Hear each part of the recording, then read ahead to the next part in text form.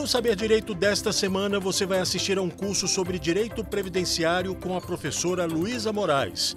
Durante as aulas, você vai conhecer os regimes previdenciários, a previdência complementar fechada, a estruturação e os tipos de plano de previdência e a tributação para o participante. Assista a aula 2.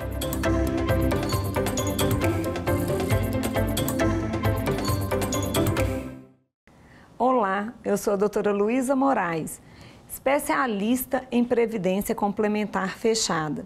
E há 20 anos estou no mercado da advocacia trabalhando temas sobre previdência complementar.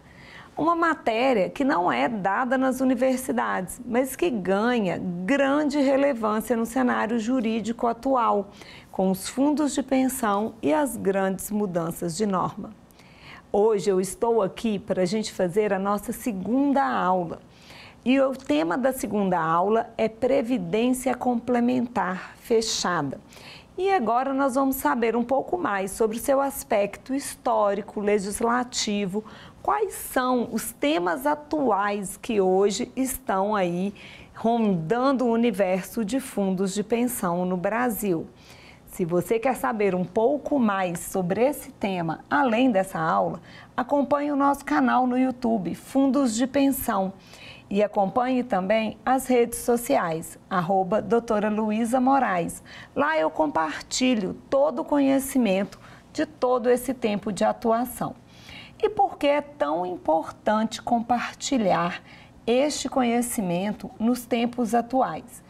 Vamos entender um pouquinho como é a Previdência Complementar Fechada em suas dimensões? Atualmente no Brasil são muitos planos de previdência.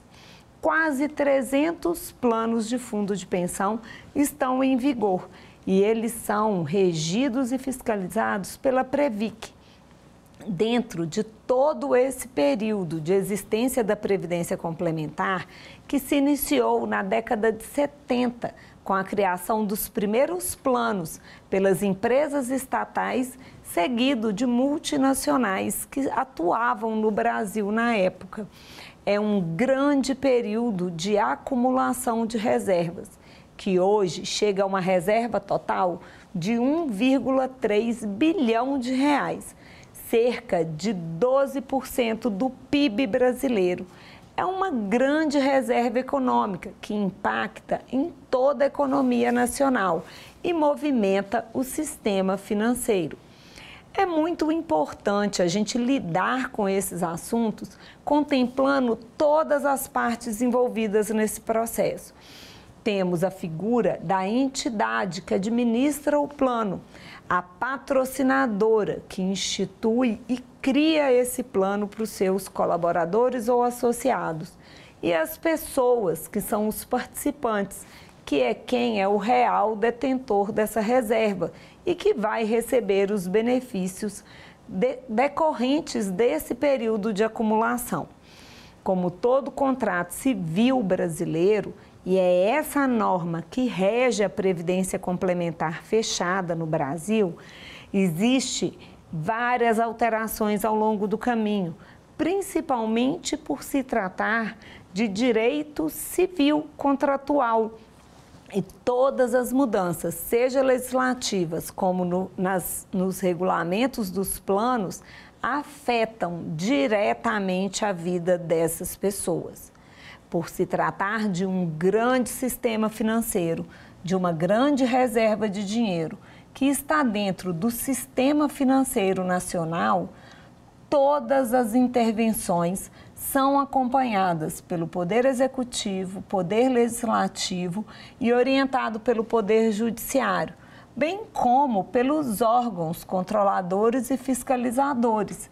No caso da Previdência Complementar Fechada, o Conselho Nacional de Previdência Complementar, o CNPC, e a Previc, que é a Superintendência de Previdência. São eles que cuidam de toda a ordenação, todas as regulações em torno da gestão desse grande patrimônio brasileiro. Sim, esse é um patrimônio brasileiro, porque ele afeta toda a economia do país. 70% de toda essa reserva financeira que foi constituída pelos participantes do plano são investidos em títulos do governo. E isso faz com que o próprio executivo consiga criar políticas internas nacionais. A Previdência Complementar Fechada, ela foi criada em complementação ao sistema de previdência social. Então, ela ganha um cunho de responsabilidade social e parte dos seus valores, as suas reservas, devem ser investidos em obras sociais ou em recursos que fomentem a economia voltada ao cidadão. Mas como fazer isso quando as reservas não estão sendo mais suficientes para garantir o pagamento desses benefícios futuros? Como destinar ainda investimentos a obras como de infraestrutura, que são obras do PAC, que são criadas pelo governo, quando essas reservas não estão sendo capazes de garantir a sua finalidade? Esse é um dos grandes desafios que atualmente são enfrentados pelos gestores, pelas patrocinadoras e que tem refletido diretamente na vida dos participantes dos fundos de pensão. Nos planos de benefício definido, por exemplo, não é incomum terem participantes com o valor do seu benefício já reduzido pela metade. Isso é fruto das baixas reservas e do grande número de equacionamentos. Mas ao longo dessa aula vamos explicar como tudo isso começou, como essa regulação funciona e quais são os grandes desafios que hoje estão sendo julgados pelo Poder Judiciário, tentando devolver o equilíbrio desse sistema. Mesmo no meio de tantos desafios, a Previdência Complementar recebeu, ainda esse ano, recentemente, um incentivo extra e uma campanha para que todas as adesões aconteçam de maneira automática. Isso não tira o critério de ser facultativo, mas ter o maior número de pessoas participando do sistema de previdência complementar é essencial para que esse equilíbrio seja restabelecido. Vamos passar um pouco pela linha histórica e ver como tudo isso começou.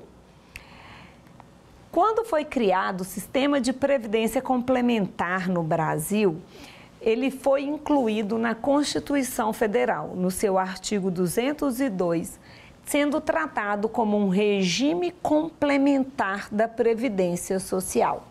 Essa previdência foi criada com dois objetivos: garantir a renda das pessoas que estavam se desvinculando daquelas empresas estatais e formar uma grande reserva de dinheiro para o país, para poder atrair investimentos e poder fomentar a nossa economia. Este mesmo movimento já havia começado no exterior e o modelo brasileiro ele foi inicialmente replicado do modelo americano. E aí começaram as grandes diferenças entre as normas e o modelo atingido. Vamos falar um pouquinho de como que funciona a Previdência Complementar Fechada fora do Brasil, para que a gente possa chegar ao final dessa linha histórica. Pautado no modelo americano, a Previdência Complementar começou num modelo muito fechado e muito controlado da economia, não possibilitando investimentos que tomassem mais risco. Era um modelo conservador, enquanto nos Estados Unidos era possível amplo investimento.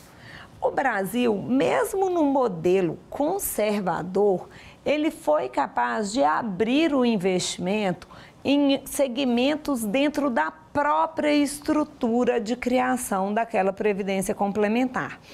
E era possível comprar e vender imóveis, era possível investir no modelo de gestão financeira daquela época, da década de 70. Com isso, começaram a acontecer uma série de irregularidades, porque não era tão fácil acompanhar como essas negociações aconteciam. Assim, o sistema de previdência complementar fechada foi restringindo os seus investimentos em capital aberto, seja na bolsa de valores, comprando e vendendo ações, e destinando cada vez mais recursos a títulos da dívida pública. Ou seja, eram empresas estatais sendo controladas pelo próprio Poder Executivo e reinvestindo o seu dinheiro nas suas próprias políticas do governo federal. Seja do governo federal, do governo estadual e do governo municipal. A gente vai ver que é possível ter previdência fechada em todas essas esferas. Mas o que aconteceu é que com esse fechamento, o desafio de gerir e gerar riqueza com aquela reserva também apareceu. Então, a proteção, ela também trouxe uma limitação. Mas isso é importante quando a gente fala em investimento financeiro e busca equilíbrio. Estas eram as decisões daquele momento. Com o passar do tempo, a Previdência foi ganhando mais forma, mais normas e mais regulações. Partiu do artigo 202 da Constituição Federal e foi vindo, ao longo do tempo, gerida por sua única norma, a norma que instituiu a Previdência no Brasil. Até que no ano 2000, foi criada, após a privatização do sistema Telebrás, as novas regulações, as novas legislações, conforme determinado por aquela Constituição. A Constituição limitou-se a criar o regime de previdência complementar e trazer que ela seria complementar ao da Previdência Social e traria com ela alguns dos seus critérios protetivos. E aí criou-se os institutos.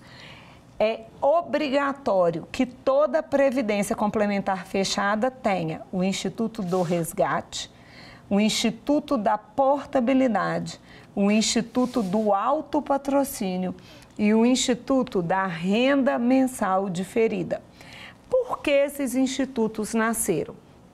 Por se tratar de um contrato de longo prazo, a sociedade muda e a nossa vida como cidadão também precisa se adequar, às vezes nem sempre decorrente da nossa vontade, mas por fatores externos. Então, uma vez que você entra na Previdência, é possível criar mecanismos para que você possa se desligar dessa Previdência. Mas o mais importante de se estabelecer é que na Previdência Privada Fechada, embora esteja previsto na própria Constituição Federal que ela não é parte da relação de trabalho e não incorpora a remuneração do funcionário para nenhum fim legal, ou seja, ela é totalmente fora das relações trabalhistas, sendo um contrato de natureza civil, ela sofre grande influência das decisões e das modificações do contrato de trabalho. E uma delas é a obrigatoriedade do vínculo com aquela patrocinadora para você se manter naquele regime fechado. Ou seja, para entrar para uma previdência privada fechada, você tem que ser ou parte de alguma entidade representativa e, nesse caso, não há coparticipação, contribuição dessa entidade para a formação da sua reserva, ou então você tem que ser funcionário, um empregado de alguma empresa que dá ao seu trabalhador esse benefício. E aí é nessa hora que ela nasce ligada diretamente à relação de trabalho. E é a partir desse fio condutor que tudo se desdobra dali em diante.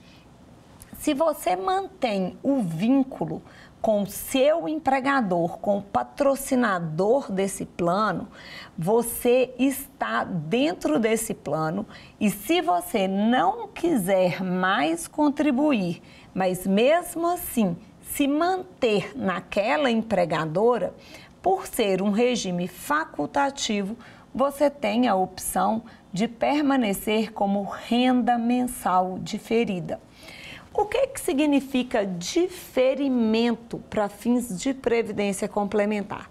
Significa que eu paro a minha contribuição, fico estacionado ali naquele momento com a minha reserva e que ela vai ser gerenciada por aquele fundo e vai se manter ali, não estável, porque ela só vai receber novas contribuições. Mas para que eu possa receber o meu benefício, é necessário que eu cumpra os requisitos objetivos, que são estar aposentado pelo INSS e me desligar daquela patrocinadora.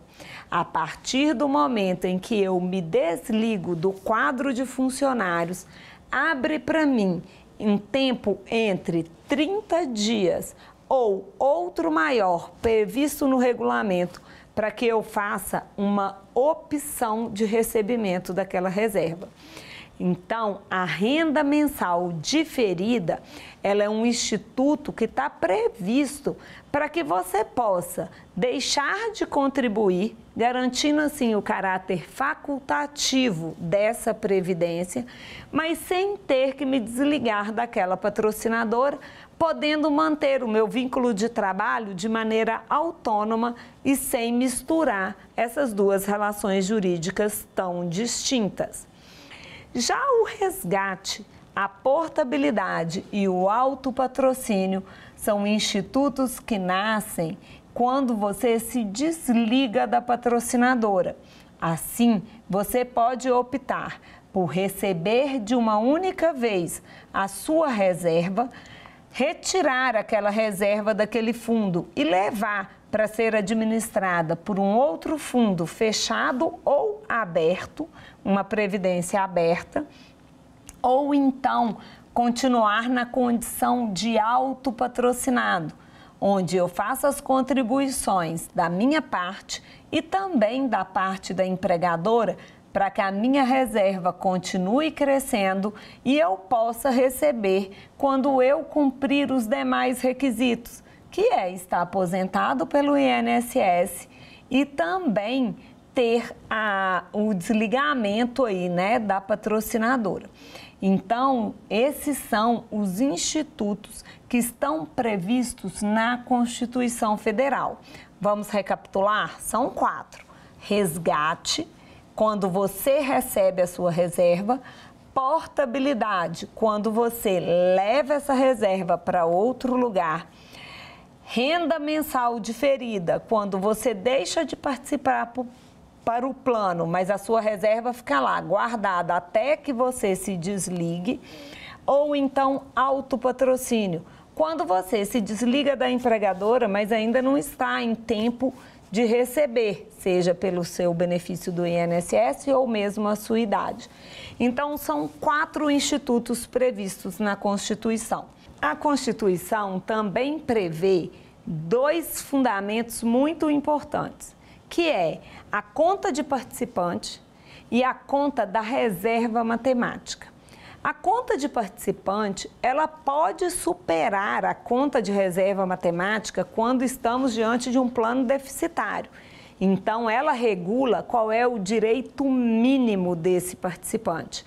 Então, ela pode estabelecer que é direito do participante, na portabilidade, no resgate, portar o valor da conta do participante ou da conta de reserva matemática. Vamos fazer essa distinção que é tão importante? A conta do participante é o total das contribuições do participante, mesmo que não haja nenhum retorno financeiro positivo.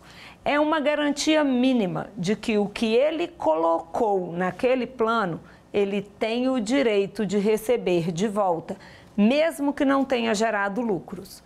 Já a conta de reserva matemática é formada pela conta do participante, o total da contribuição das patrocinadoras e toda a rentabilidade do fundo, separado ali por uma cota, que é o valor que pertence a cada indivíduo, que é quando a gente fala que a conta de reserva matemática foi individualizada. Mesmo em planos mutualistas, é possível individualizar a reserva. Esses dois conceitos garantem qual é o mínimo a ser recebido por aquela pessoa que participou de um fundo por longos anos e também define critérios para resgate, portabilidade e saldamento desse plano, que é a sua extinção total. Assim, as garantias mínimas de investimento naquele fundo de pensão específico têm uma proteção constitucional que não pode ser desconsiderada pelas legislações que vêm abaixo. Da mesma forma que traz previsões na Constituição, ela também define que será por lei complementar que o fundo de pensão, a Previdência Complementar Fechada, será regulada. Foi aí que no ano de 2000, após a primeira privatização que vivemos no Brasil do sistema Telebrás, foram instituídas as leis complementares 108 e 109. E elas mudam muito tudo que vinha sendo praticado em Previdência Complementar Fechada no Brasil até então. Até 1998, a patrocinadora do plano, ela era responsável por gerir e manter esse fundo de pensão. Na condição de mantenedora, era garantido ao participante que todos os déficits que existissem até aquela data seriam de responsabilidade exclusiva da patrocinadora e que ele não precisaria colocar novos valores caso esse investimento não fosse bem sucedido. Isso se dava principalmente porque também era patrocinadora que fiscalizava o fundo e que elegia quem ia gerir aquele dinheiro. Sua responsabilidade era maior, mas a sua autonomia e as decisões que ela tomava no fundo de pensão também eram exclusivos. Por isso, era esse equilíbrio. Já a partir de 1998, com a criação de um decreto, foi determinado que todos os déficits seriam, a partir de então, coparticipado entre empresa e participantes do fundo e que as empresas não poderiam colocar nos fundos de pensão nenhum valor a mais do que os participantes. No início da criação dos fundos de pensão, era comum a patrocinadora contribuir até 8 vezes a mais do que o participante para esse fundo, para fomentar esse fundo de pensão e mantê-lo equilibrado. Só que como não havia controle desses repasses de valores e as empresas começaram a registrar prejuízos, enquanto os fundos de pensão recebiam aportes milionários, foi feito esse ajuste na legislação para gerar equilíbrio. Essa é a famosa paridade, que significa que todas as duas partes devem contribuir de maneira igual. Esse mesmo decreto também determinou que seria implementado através de lei complementar. E foi aí que a Lei Complementar 108 e 109 vieram com a previsão de coparticipação em déficits e paridade nas suas contribuições. Essa legislação também fez uma distinção entre patrocinadoras públicas e privadas, dando às empresas privadas mais autonomia na participação junto ao fundo de pensão, podendo criar regras diferenciadas em seus regulamentos. Já as empresas públicas ganharam limitações, seja de contribuição, seja de movimentação. E aí os participantes começaram a ter representatividade dentro dos fundos de pensão, através de eleição de seus representantes em conselhos deliberativos e fiscais. isso não significa que a autonomia saiu das patrocinadoras. Ainda é dela o poder de indicar quem vai ser o presidente. E isso é feito pelo presidente da patrocinadora. Em caso de empate, no Conselho Deliberativo e no Conselho Fiscal, é ele que tem o voto de Minerva.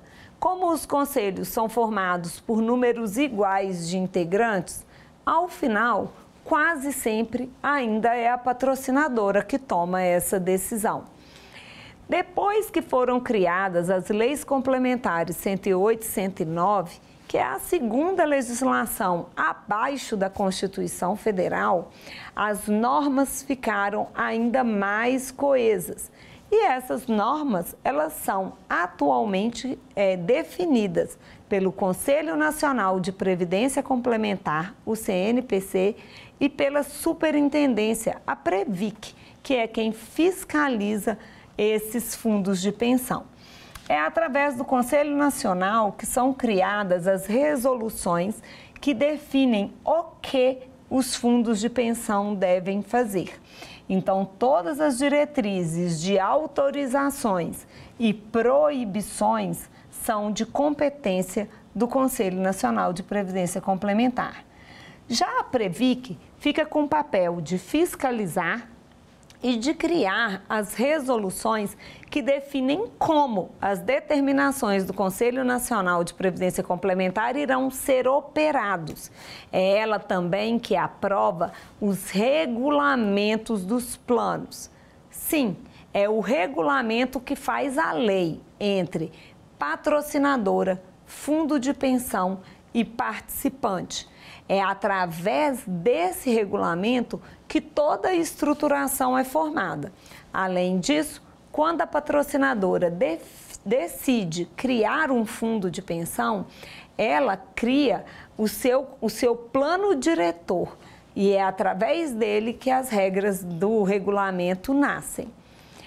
Essa cadeia legislativa deve ser sempre observada através da visão geral das relações civis de contratos firmados entre as partes. Então, estamos falando de um direito privado disponível. Por que isso é importante? Porque a própria Constituição, ao criar o sistema de previdência complementar, o distingue da relação de trabalho, embora ele nasça ligado diretamente à patrocinadora. Como a patrocinadora é uma empregadora, todas as decisões tomadas no contrato de trabalho, nos acordos coletivos de trabalho, podem impactar diretamente o fundo de pensão e a previdência complementar de cada um daqueles colaboradores. Mas é essencial fazer uma distinção entre o que é uma obrigação trabalhista, o que é uma atuação como empregadora e o que é uma atuação como patrocinadora. É assim que se define a competência para julgar todos os assuntos que giram em torno de previdência complementar. Quer ver que não é tão difícil assim fazer essa distinção? Hoje eu estou aqui, a doutora Luísa Moraes, dando essa aula. Quando eu estou dentro do meu escritório, eu sou a doutora Luísa Moraes advogando nas causas que eu atuo. Na minha casa, eu sou a Luísa, que é mãe da Betina e da Olívia. São papéis diferentes, embora eu seja a mesma pessoa. É a mesma coisa com a patrocinadora ou empregadora de um plano. Você tem que olhar onde vem essa relação. Se ela for trabalhista, vai ser decidida na Justiça do Trabalho. Se for uma reparação por perdas, uma indenização, será na Justiça do Trabalho. Agora, se estivermos discutindo as regras daquele regulamento ou a gestão daquele plano, estamos falando de direito contratual civil. E aí, a esfera competente para julgamento é a Justiça Comum. Isso está definido já e essa competência já está amplamente estabelecida pelos tribunais superiores. Não há tanta discussão. O que existe é uma confusão no momento de identificar esses papéis. Então, é muito importante avaliar qual é a natureza do fato que está gerando alguma discussão. É através dele que a competência irá nascer.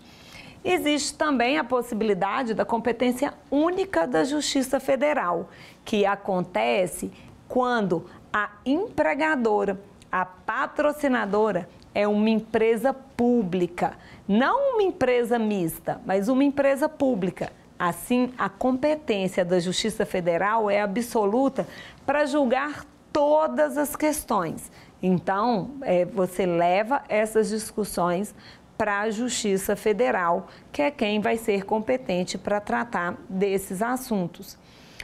Não é incomum, atualmente, haver inúmeras discussões em torno da Previdência Complementar Fechada. Não só pelo cenário atual de baixas reservas e pagamentos menores de benefício. Todo contrato de longo prazo sofre grandes alterações ao longo do tempo e necessita de uma gestão muito criteriosa e específica para que o participante possa acompanhar toda a rentabilidade do seu plano e a formação da sua reserva. Só que dentro do sistema de previdência fechada, não é tão simples assim ter acesso a essas informações. E aí os erros começaram a aparecer no momento de pagamento do benefício. Os momentos de acumulação ou de recebimento de benefício distinguem até mesmo a nomenclatura dada a essas partes. O participante é quem está contribuindo para o fundo, que ainda está no período de acumulação. Já o assistido é o participante em gozo de benefício. Então, se você já estiver recebendo um benefício do seu fundo de pensão, esse benefício te coloca na condição de participante assistido. E aí é muito importante para aplicar toda essa cadeia legislativa e normativa que foi trazida aqui, você entender como você se localiza no tempo e quais são as opções que ainda estão disponíveis. Para você, assim como eu falei na aula número 1 sobre o INSS, na Previdência Complementar existe também a data de início de benefício, que é a data da DIB, assim como acontece lá na sua carta de concessão do benefício do INSS. Essa data da DIB é a que define a norma e o regulamento que está em vigor para você. Sim, tanto na Constituição Federal como nas leis 108 e 109 está previsto. Você adquire o direito na data em que você cumpre todos os requisitos de elegibilidade do benefício. Calma que eu vou traduzir. Significa que vale para você o regulamento do plano e todas as leis que estiverem em vigor quando você se desligar da empresa, estiver aposentado pelo INSS e fizer a opção por um dos benefícios previstos no seu regulamento. Esses benefícios podem ser os 4 benefícios, os 4 institutos previstos na Constituição Federal, que é o resgate, a portabilidade, a renda mensal diferida ou então o autopatrocínio. Ou, por último, o recebimento do benefício conforme previsto no seu regulamento. No seu regulamento, esses benefícios estão previstos como benefícios ordinários, ou seja, que você receberá conforme estabelecido no regulamento, ou então os benefícios de risco, que também são garantidos aos participantes de fundo de pensão, que são eles auxílio-doença e aposentadoria por invalidez. Uma vez que você faz a opção por um desses benefícios, essa opção é irretratável. Não é possível mais refazer a sua escolha, a não ser em caso de retirada de patrocínio. Se tiver uma retirada de patrocínio, abre novamente essa janela e você poderá fazer resgate, portabilidade, parte de resgate com recebimento de benefício ou receber o seu benefício no novo plano instituído. mas você também terá um período para fazer essa escolha. E uma vez feita, novamente ela se torna irretratável. Tudo isso é muito importante para orientar o participante, porque se ele não fizer uma opção no tempo estabelecido, é a entidade, o fundo de pensão, que fará essa opção para você. E aí você não terá escolha de fazer algo diferente com essa reserva matemática que você formou ao longo de tantos anos. Agora, também existe, no caso dos benefícios concedidos, não sendo a opção de portabilidade e resgate, você pode, seja com a renda mensal diferida, que vai passar a ser recebida quando você se aposentar e se desligar da patrocinadora, seja a renda mensal diferida, ou seja o benefício ordinário, que no caso dos planos de benefício definido são vitalícios e no caso dos planos de contribuição definida e variável podem ou não ser, a longo prazo, significa que na sua falta existe o pecúlio por morte e existe a pensão por morte. Esses dois outros benefícios que estão previstos dependem do cadastro que está feito no fundo de pensão e a nomeação de pessoas habilitadas para poder receber esse benefício. Para os beneficiários, existem os mesmos requisitos do INSS, que pode variar um pouco de regulamento para regulamento, mas recebe como beneficiário o cônjuge, uma proporção do benefício original que foi escolhido pelo participante em vida e recebe também o filho desde que tenha uma determinada idade e esteja cursando a universidade. Por que eu estou dizendo uma determinada idade? Porque isso vai variar de plano para plano. Agora, se você não tem um beneficiário, é muito importante que você deixe cadastrado no seu fundo de pensão um designado. Essa pessoa receberá o seu pecúlio por morte e o residual da sua reserva para que não fique à disposição do fundo de pensão. Não tendo um designado ou um beneficiário eleito pelo participante, o valor é revertido para a reserva do fundo e garantirá o compromisso dos outros participantes. Essa reserva matemática é um patrimônio financeiro constituído pelo participante. Ele, por termos da lei, é o único que pode se beneficiar do uso daquele dinheiro. E dinheiro no Brasil tem número, tem registro, deve ser declarado para a Receita Federal. Toda essa reserva, na cota parte de cada um desses participantes, lhe pertence por direito.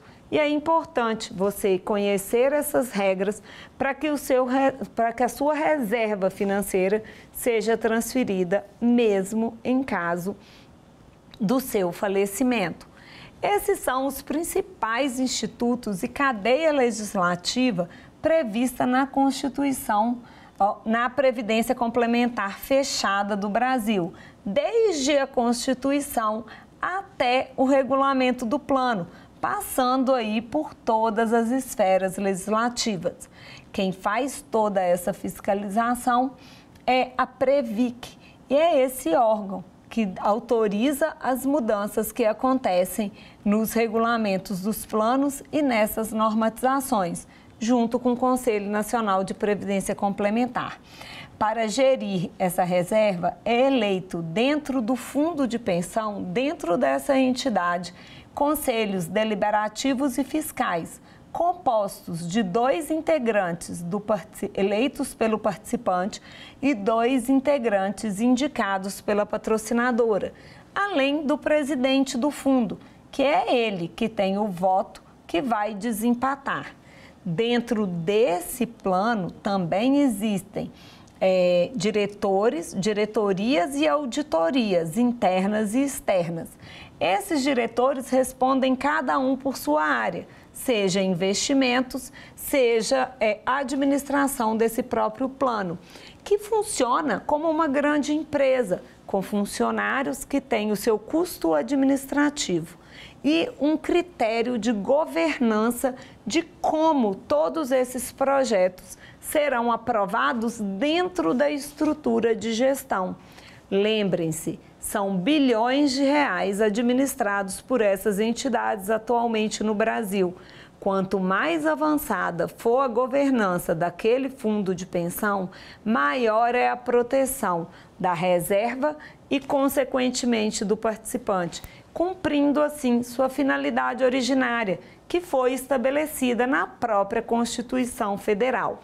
Se alguma coisa estiver em desconformidade, ao participante é dado o direito de fazer denúncias através dos canais do governo, como o Fale BR, por exemplo. Através desses canais, o participante pode denunciar má gestão, má utilização das reservas financeiras ou ausência de informações que deve ser tratada com a máxima transparência. Agora que você já sabe um pouco mais como funciona a Previdência Fechada no Brasil, você pode considerar ter uma previdência privada fechada se você, por exemplo, é dono de uma empresa, você é um gestor, se você coordena uma grande reserva financeira que está gerando lucro. É um grande benefício para os empregados e são novos regimes hoje que não levam aos desafios dos planos de benefício definido. Agora, se você é um participante em fase de acumulação ou um assistido em gozo de benefício, você é capaz de atuar com maior autonomia e assumir a responsabilidade pela gestão financeira dessa reserva que te pertence. Se você é advogado e não sabia desse ramo do direito, agora você já tem um norte e já sabe por onde pode começar as suas pesquisas e os seus estudos para poder auxiliar na assistência de inúmeros brasileiros que hoje enfrentam dificuldades sem ter como ser devidamente representados perante o judiciário. Os desafios do judiciário nas decisões em torno da Previdência Complementar ganham grande complexidade para garantir que as três partes desse processo estejam em equilíbrio, sem fazer com que se rompa todo esse sistema. Os grandes déficits existentes hoje no plano de benefício definido são, sem dúvida nenhuma, o maior desafio. Também já existe muito tema vinculante e muita jurisprudência já foi construída ao longo desse caminho. Eu tenho orgulho de fazer parte da construção de muitas delas, tendo representado mais de 10 mil brasileiros nesse tema perante o judiciário. O mais importante é garantir que as reservas financeiras dos fundos de pensão estejam sempre com reposição diante de um julgamento no Poder Judiciário, porque o fundo pertence ao participante e é essencial que as reservas sejam recompostas para garantir essa estabilidade, mesmo em caso de direitos reconhecidos no Judiciário. É isso que também está previsto na Constituição. Não poderá haver aumento, majoração ou recálculo de benefícios de previdência complementar sem que haja um custeio prévio para garantir toda a estabilidade desse grande sistema que movimenta boa parte da economia nacional. Julgar coisas tão complicadas que envolvem escândalos de corrupção, desvios de dinheiro, entre gestão adequada, investimentos ou não desse fundo de pensão, tem sido um dos principais desafios enfrentados atualmente pelo judiciário no Brasil. Mas muitos outros já estão definidos e à disposição dos participantes para que eles possam recuperar perdas, às vezes até naturais, de um fundo de pensão. Os contratos de longas datas sempre trazem complexidade. Quando envolvem grandes cifras de dinheiro, essa complexidade aumenta um pouco mais. Os desafios estão sendo enfrentados e esse sistema é nutrido e validado todos os dias. Você que acompanhou essa aula de perto, vamos ver se todo esse ensinamento ficou consolidado em você? Vamos checar isso através do nosso quiz? Do Sistema de Previdência Complementar brasileiro fazem parte as entidades fechadas de previdência complementar que são: fundos de pensão para funcionários de uma empresa ou grupo de empresas. B. Garantidoras do plano de vida gerador de benefício livre. C. Exclusivas para trabalhadores de empresas de capital nacional. Ou D. Planos estruturados como Fundo Gerador de Benefício Livre, o PGBL. E aí, conseguiu responder? Vamos conferir? Letra A. Fundos de pensão para funcionários de uma empresa ou grupos de empresa. Por serem entidades fechadas, é necessário que se defina um grupo específico para que possa ingressar nesse regime no Brasil. Vamos para a nossa próxima questão.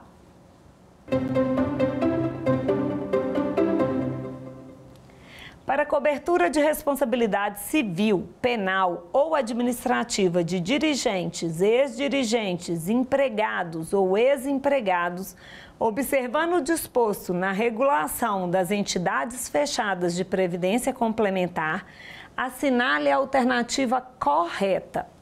A. Poderá ser assegurado pelo Conselho Deliberativo, inclusive por meio de contratação de seguro, o custeio da defesa de dirigentes, ex-dirigentes, empregados e ex-empregados das entidades fechadas de previdência complementar em processos administrativos e judiciais decorrentes de ato regular de gestão. B. Poderá ser contratado seguro para cobertura de responsabilidade penal ou administrativa de dirigentes, ex-dirigentes, empregados e ex-empregados de entidades fechadas de previdência complementar, desde que o prêmio implique apenas ônus financeiros direto para os planos de benefício por ela operado. C. É permitida a contratação de seguro para cobertura de responsabilidade administrativa para ex-dirigentes e ex-empregados de entidades fechadas de previdência complementar, desde que decorrentes de ato regular de gestão? D. É proibida a contratação de seguro para cobertura de prejuízo e de gastos com a defesa decorrentes de atos de gestão de dirigentes e ex-dirigentes de entidades fechadas de previdência complementar, originados de responsabilidade civil, penal ou administrativa. Vamos conferir a resposta? A. Poderá ser assegurado pelo Conselho Deliberativo, inclusive por meio de contratação de seguro, o custeio de defesas. É possível transferir o custeio, mas não a responsabilidade. No caso das entidades fechadas de previdência complementar, seus dirigentes respondem pessoalmente, inclusive com patrimônio próprio sobre os atos praticados naquela gestão.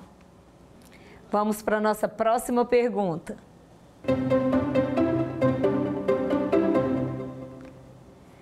Um estatuto é um ato constitutivo que estrutura formalmente uma entidade e representa o contrato interno que dispõe sobre a organização e a gestão da entidade. Com base nessa informação, é correto afirmar que o estatuto de uma entidade fechada de previdência complementar deve prever: a. Os preceitos éticos e morais esperados dos membros dos órgãos estatutários. B. A forma de acesso, duração e término do mandato dos membros dos órgãos estatutários. C. as atribuições e a composição da diretoria deliberativa e do conselho consultivo. D, as políticas, as diretrizes estratégicas e os objetivos das entidades fechadas de previdência complementar. E aí, você já sabe a resposta? Vamos ver se você acertou? Letra B, a forma de acesso, duração e término do mandato dos membros dos órgãos estatutários. As demais decisões serão tomadas por esses membros através das políticas internas dessas entidades. Agora que nós já estamos chegando ao final da nossa aula e você já está aí expert em previdência complementar fechada, siga com a gente nas próximas aulas.